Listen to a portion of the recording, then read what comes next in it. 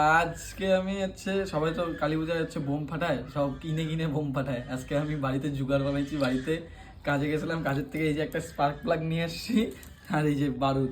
মাম দেখো বারুদটা, এই যে বারুদ, এই বারুদ আর এই বারুদ আর এই স্পার্ক প্লাগে দিয়ে দেখো আজকে বোম ফাটাবো। দেখো কি সুন্দর বোম ফাটে। তো গাইস এখন বারুদ ঢালা হয়ে গেছে স্পার্ক প্লাগে, এই যে স্পার্ক প্লাগে বারুদটা দেওয়া হয়ে গেছে এইখানে। এখন এইটা দিব, এইটা দিয়ে ভালো মতন ঠাসার পর তারপরে কি করবো বলো তো, এই যে এই তারটা আর এই তারটা দিয়ে ভালো মতন এটাকে স্টেবল করে দেবো এইখানে, যাতে এটা এখান থেকে না হিলে। তারপরে দেখাচ্ছি, দাঁড়াও এটাকে স্টেবল করে নিই। রেডি হয়ে গেছে, এখন চলো এটা এখন বাইরে দেখি ফাটে কি ফাটে না। চলো দেখাই।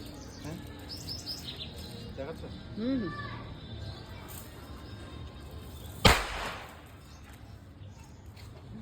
তো গাইস সাকসেসফুল, এই দেখো এটা হয়ে গেছে। দেখলা তো কি সুন্দর ফাটলো, আর দেখলাই তো কত সুন্দর করে ফাটলো। মানে বাড়িতে জোগাড় বানানোর পরেও এইভাবে সুন্দর করে ফাটে এটা। তো তোমরা বাড়িতে ট্রাই করো আর বানাও, আর কারা কারা বানালে আমাকে কমেন্ট করে জানিও। আর এটা খুব রিজনেবল প্রাইসে স্পার্ক প্লাগ, নষ্ট স্পার্ক প্লাগ দিয়ে বানাতে পারবে।